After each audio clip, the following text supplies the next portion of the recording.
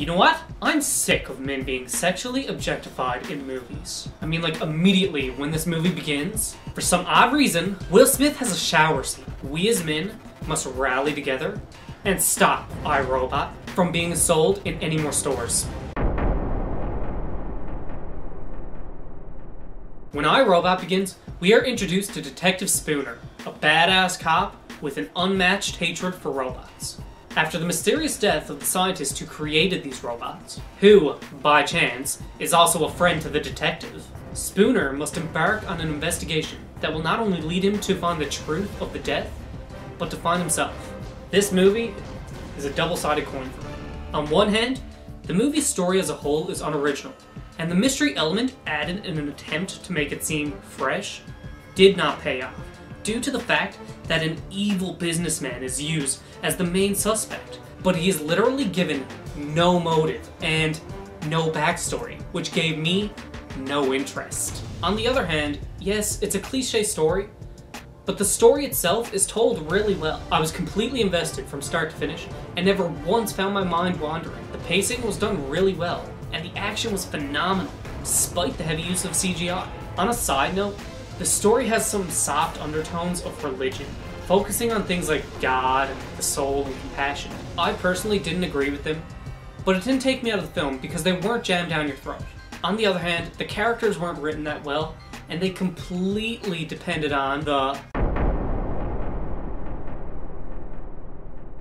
Will Smith as Detective Spooner was easily my favorite thing about iRobot. The character himself had subpar rating, but Will Smith managed to bring life to the character, and it really kept me invested. Not to mention, his character was written with a lot of cheesy dialogue, especially in the humor department. And yet, Will Smith made each of them funny or just badass. On the other hand, we have our supporting role, Susan Calvin, played by Bridget Moynihan. What the fuck is it with these names? If I was given the choice to remove one thing from this script, hit the road, Bridget. Don't you come back no more, no more, no more, no more.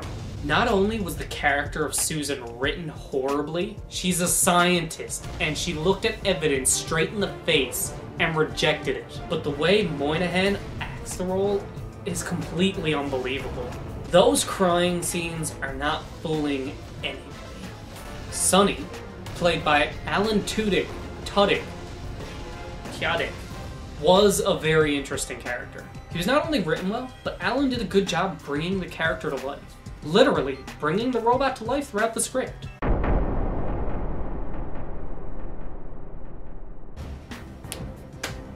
I just can't make up my mind about this movie. The Blu-ray quality is good in terms of both visuals and audio. Not once did it appear grainy. The music in iRobot was also really well composed, especially the theme. However, the heavy use of CGI took me out of the film on some occasions.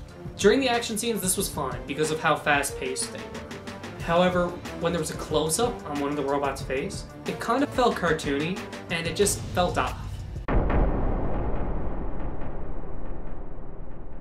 All in all, iRobot was a decent movie.